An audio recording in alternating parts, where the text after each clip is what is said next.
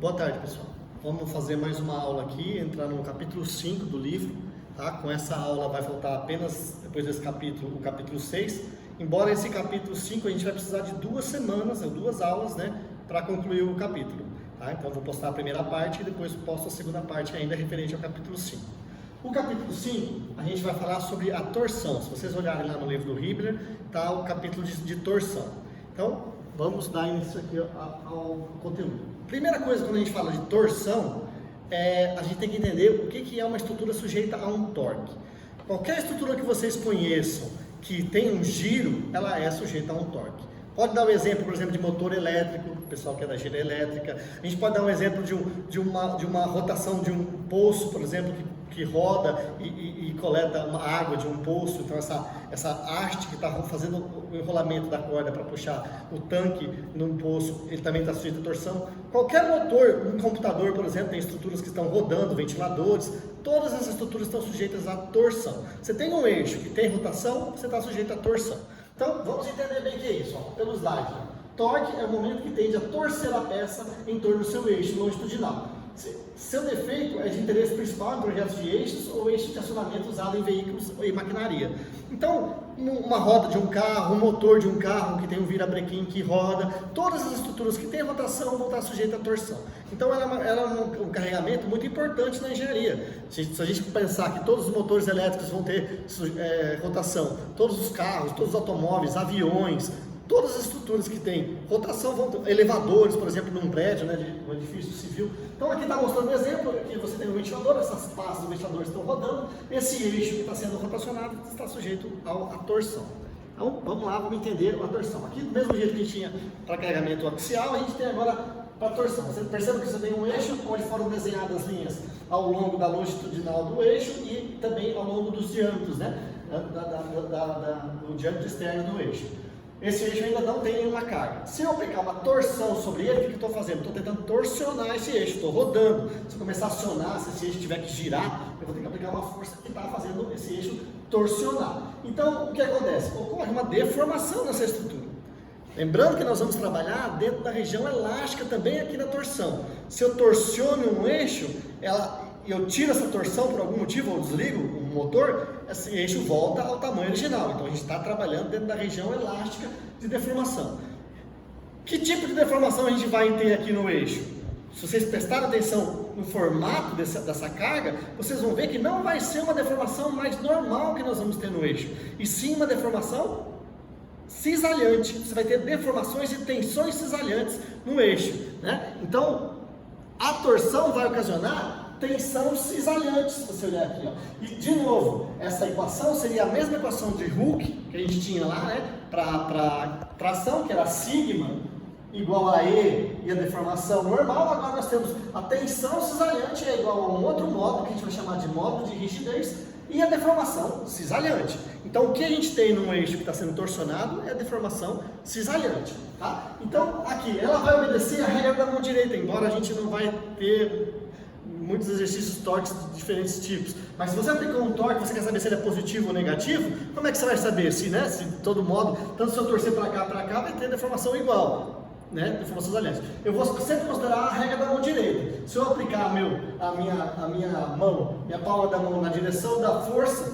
os dedos na direção da força, eu vou ter a mão na direção do raio e os dedos na direção da força, eu vou ter. Se sair da estrutura, a gente vai considerar que é deformação positiva, ou, né, tensão positiva. Se for o contrário, se tiver a regra da mão direita entrando na estrutura, vai ser negativa. Mas isso não vai ser muito de interesse para nós em termos de exercício e tudo mais. Dificilmente nós vamos perguntar alguma coisa desse tipo. O importante agora é a gente entender e calcular, né, como que esses acionamentos dessas máquinas vão estar sendo envolvidos no caso da torção. Lembrando que nós vamos querer, no final das contas, dimensionar um eixo. A gente vai saber qual que é a carga esse eixo vai estar tendo que ser suportada, e a gente vai dimensionar, vamos calcular o diâmetro dele e tudo mais, o material que ele é feito. Então aqui eu quero que vocês passem agora aqui para o quadro, ó. Perceba que aqui eu fiz o mesmo desenho que está ali, né? De uma estrutura que é um eixo, por exemplo, e ele sofreu uma torção.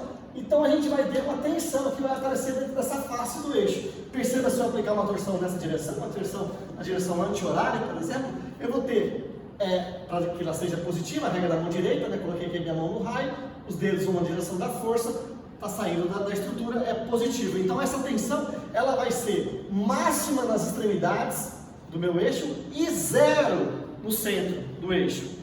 Por quê? Porque se eu desenhar aqui um corte e eu aplicar essa tensão, perceba, esse ponto aqui do eixo vai estar com tensão para o lado de cá e esse ponto aqui para o lado de cá.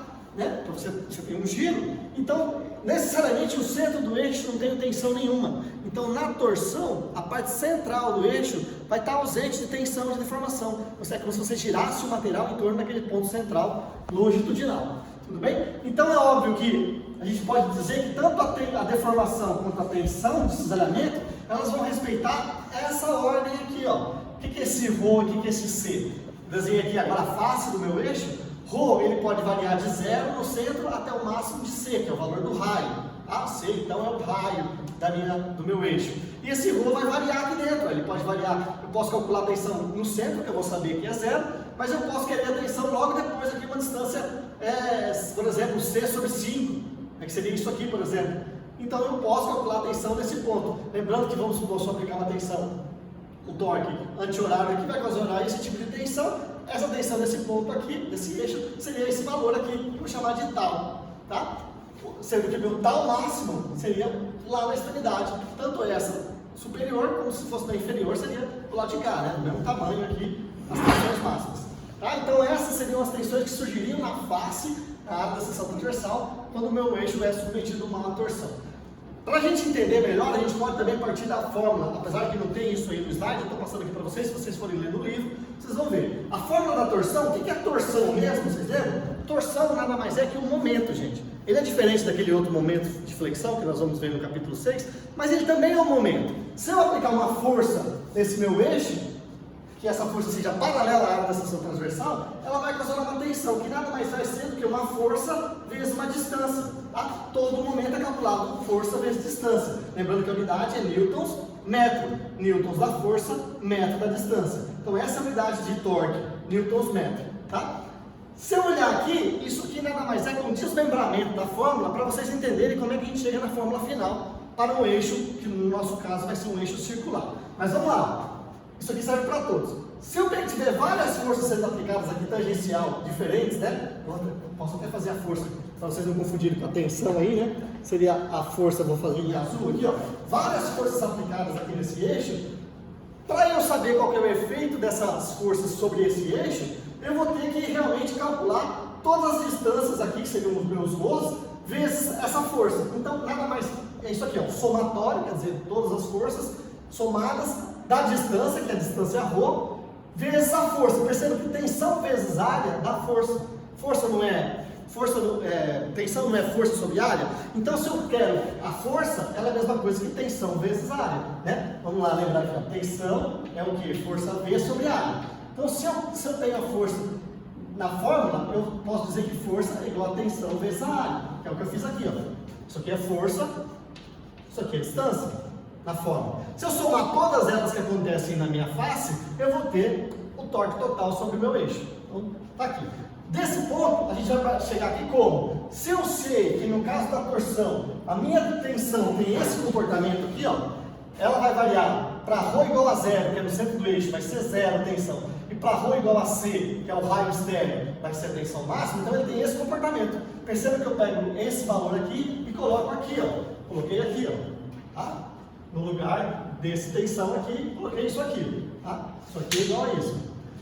Se você pegar e entender que a tensão máxima que o eixo suporta vai depender do material, a gente vai falar isso depois, e o raio dele, depois de uma vez dimensionado, eles são constantes, eles podem sair fora da integral, e fica o torque é igual a tensão máxima sobre C, e essa integral aqui, ó. Essa integral aqui é o que a gente chama de momento polar de inércia. Se vocês voltarem aqui no slide, vocês vão ver que está aqui, está representado pela letra J. Então, tal máximo é torque vezes C dividido por J. Tá? Então, vamos lá aqui. Então, no final das contas, se eu chamo isso aqui tudo de J, eu vou ter que torque vai ser igual a tal máximo sobre C vezes J. Ah, professor, mas lá está diferente. Não, lá está diferente só porque ele isolou o tal máximo. Tal máximo, se eu isolar aqui, ele vai ser T vezes C sobre J. Como está aqui descrito, tudo bem? Então essa fórmula aqui nada mais é que a tensão máxima que ocorre no eixo submetida a um certo torque. Óbvio que a gente não está dimensionando aqui, o torque já estava dimensionado, o eixo também já estava dimensionado, a gente consegue calcular a tensão máxima através dessa posição. E perceba que no centro do eixo sempre vai ser tensão nula. Por quê? Porque não tem distância, né? A distância é justamente das forças aplicadas fora do centro do eixo. Aí esse slide é um slide bem interessante, que é óbvio que aquele J lá, para nós, essa fórmula ali vale para qualquer tipo de eixo. Eixo quadrado, eixo triangular, eixo hexagonal, qualquer tipo de eixo. Mas nós na engenharia, ou a engenharia em si, quando tem sujeição à torção, ela sempre vai optar pelo eixo circular. Tá? Aí, rapidamente, por que a engenharia faz isso? Porque é muito mais fácil você colocar dentro de uma cápsula, que também é circular, e você lubrificar esse eixo. Normalmente você vai ter que lubrificar esse eixo, senão o atrito entre peças sólidas vai aquecer, vai estragar isso aí mais rápido. Então, o que você faz? Pensa no motor. O motor ele tem um virabrequim, que dentro dele tem um encapsulamento que vai proteger aquele virabrequim de contato de aço com aço, por exemplo. Então, a estrutura circular, quando tem que rodar, ela vai ser muito mais fácil ser feita redonda. Então, a gente vai só estudar redondo. Uma vez que a área circular é redonda, aquela integral que é ρ quadrado dA, que eu coloquei ali também, passa a ser possível de integração. O que é dA? dA no círculo, vocês vão ter que lembrar isso lá da matemática 2, de cálculo 2, a integração de um círculo é a mesma coisa que você integrar, é uma integral dupla, né? Seria uma integral dupla na área, já que a área é bidimensional. Você pode transformar ela numa integral simples, de 0 a c, se você pegar o dA e fazer 2πρ dρ. Lembra que o ρ aqui é o nosso R, né? 2πr dr. Se você integrar de 0 até o R, você tem a integração da área como um todo. É isso que a gente está fazendo aqui. Uma vez feito isso, o 2 e o π são constantes, podem ser botadas para fora da integração. E você fica com essa integral aqui de 0 a c de ρ ao cubo dρ.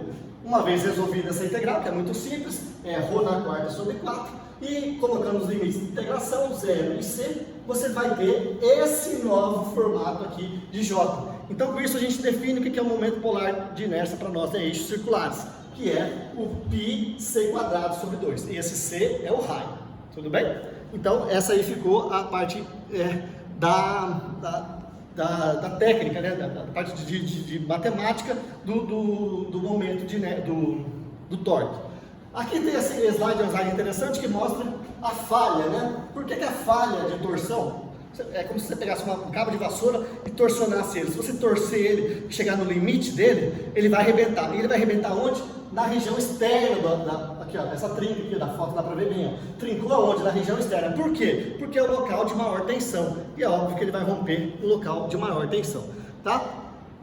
Uma última coisa de teoria, muito importante, que a gente vai abordar isso na próxima segmento da aula, é o caso do tubo. Eu vou mostrar para vocês que a engenharia, com a evolução da tecnologia, a evolução de tudo, como tem de materiais, que eu já falei para vocês, ela também evolui. E ela percebeu o quê? Se eu tenho tensões muito baixas e chega a ser nula no centro do eixo, eu não vou precisar de material naquele centro. Eu posso tirar aquele material e economizar material. Imagina um eixo desse sendo feito de um aço muito caro, ou de um titânio, ou de um material muito caro, e eu tenho uma região onde praticamente não vai ter tensão nenhuma, ou tensões muito baixas, que são próximas do eixo, eu vou tirar esse material. Então vai entrar nisso um eixo que a gente chama de tubular, não mais um eixo maciço, mas sim um eixo tubular, para a economia de material. E o que acarreta isso? Não acarreta nada na matemática diferente, a única coisa que acarreta é o cálculo do momento polar, o J. O J não vai mais ser calculado com πc externo, ou C, o raio da quarta sobre 2, mas sim raio externo na quarta menos raio interno na quarta sobre 2. Isso matematicamente vocês podem tentar fazer em casa e vocês vão ver que a integral, a única coisa que vai mudar vai ser o limite, em vez de ser de 0 a C, vai ser de CI a C externo. Tudo bem? Então a gente acaba essa primeira parte da aula, a segunda parte agora vem um exercício, eu vou fazer 2 exercícios com vocês e a gente encerra essa primeira parte do torque. Obrigado.